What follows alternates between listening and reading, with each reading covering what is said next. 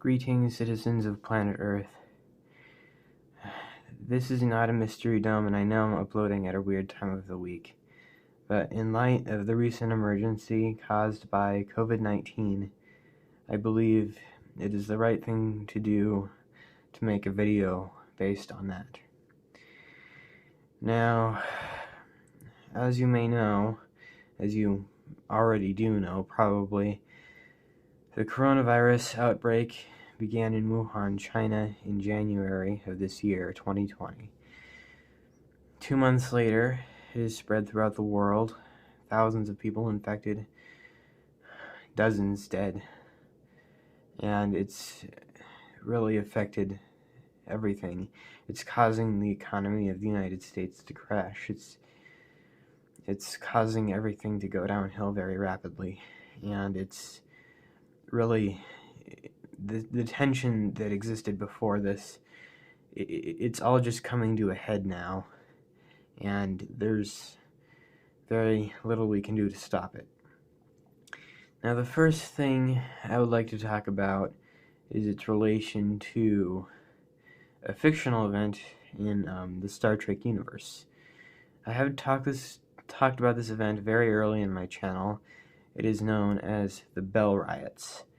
The Bell Riots, if you don't know, are a fictional event in Star Trek where, in the year 2024, sanctuary districts, which are basically gigantic homeless camps the size of city districts, are implemented through major cities in the United States. And these major cities are all overflowing with homeless people. And before that, apparently, they tried to combat the homeless problem, but to no avail. And eventually the government just gave up. And in September of 2024, a man by the name of Gabriel Bell, whom the Bell Riots are named after, decides that he has had enough with the system and holds hostages, and it causes a situation so tense that the government has to realize how bad the social problems they had developed over time had gotten. Now, you probably are asking yourself, how does this relate to the COVID-19 outbreak? Well, as you probably also know, homeless people tend to flock to things such as libraries and other public areas. However, because of the COVID-19 outbreak, many of those institutions are being taken down and closed, and this is causing the very little thing that homeless people have left to be taken from them. And now we have gigantic camps on the streets of people that have nowhere to go and have nothing left. They had at least a little bit of something left before this coronavirus. They could at least go to a library or warming center, but now they're all closing down. They're all just closing down and kicking people out. And it's destroying the homeless population.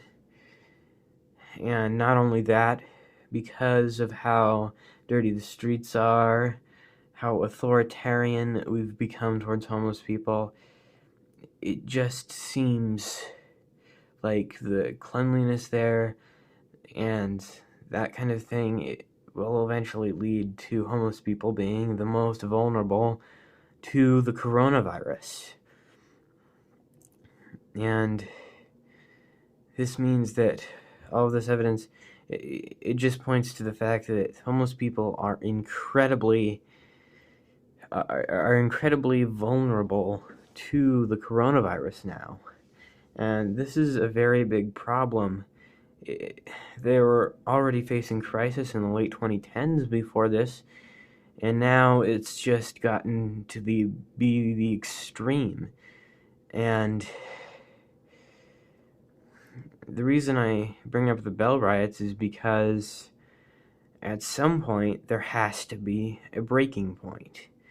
The cycle of death and destruction must end. And I feel like so many homeless communities are on the brink of collapse that something like the Bell riots, something at least resembling the Bell riots, will occur somewhere in the United States.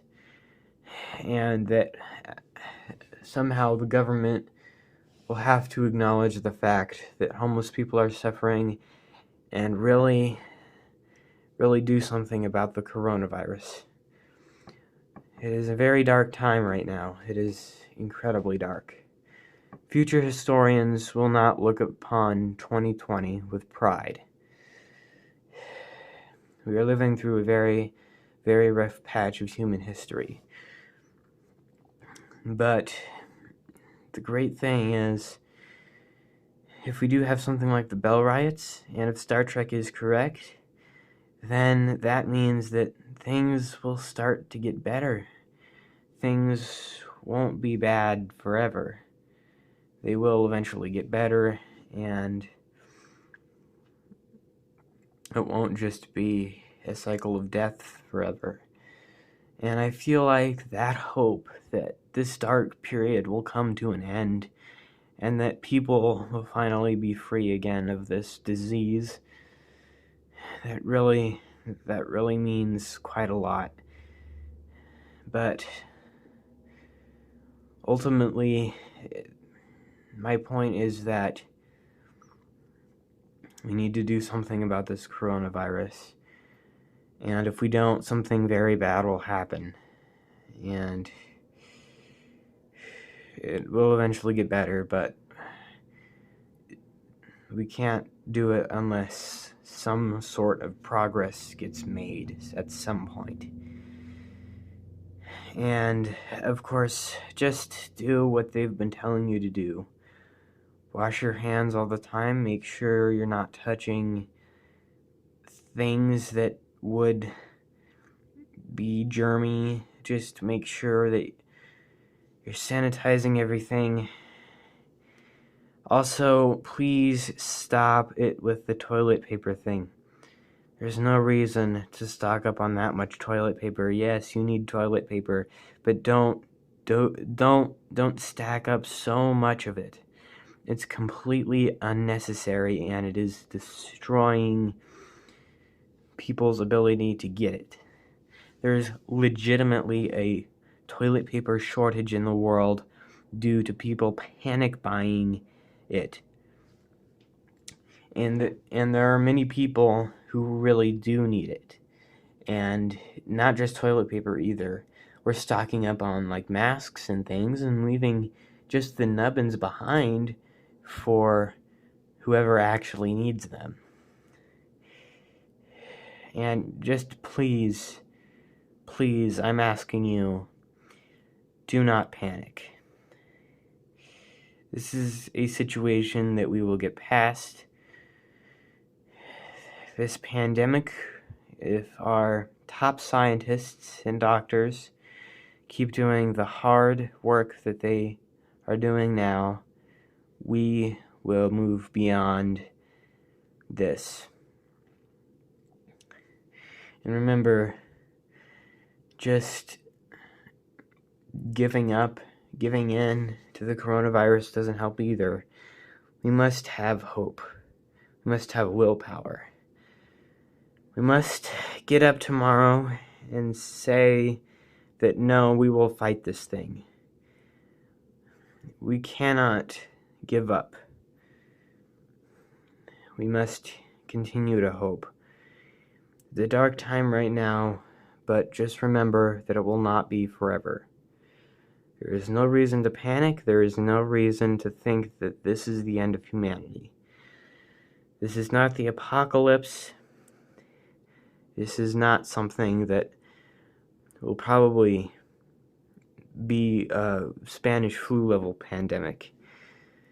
The problem with that was that 100 years ago, we didn't have the medical technology we have today. And and that just made it so much harder to treat people. And we didn't know as much about medical science and how to prevent diseases, so it spread a lot more rapidly. So, the coronavirus is a brutal enemy. It is something that cannot be taken down easily. But just remember to do your part. Simply wash your hands, sanitize everything in sight, and just relax. Know that scientists and doctors around the world are working around the clock to find a cure and a vaccine for this disease. Now, I do not have faith in some people, such as President Trump, who up until recently thought the coronavirus is a hoax. I feel like that is an incredibly scary thing, that our president is not acknowledging the fact, or wasn't acknowledging the fact, that coronavirus is a very real threat. And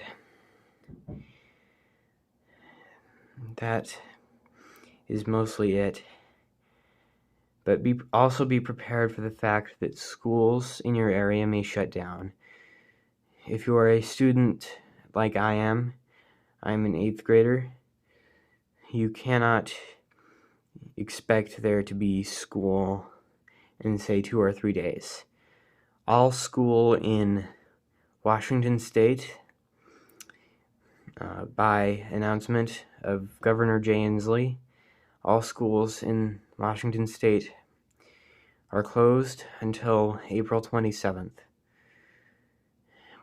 There will be school on Monday, but not again until April 27th. 5 weeks of school will have to just vanish into the history books, or something will have to be done online. But remember, whatever happens in Washington State is kind of the epicenter of this whole thing in the United States. Just remember that it will probably affect your area too. So be prepared for a shutdown. Be prepared to do online assignments, and just remember, take a deep breath for once. This, of course, seems like a desperate situation, and I know I'm not making it sound any better, but just remember, this will end. This crisis will not last forever. Thank you, and stay tuned for another Mystery Dome in 5 days. Hopefully humanity will still be a thing by then.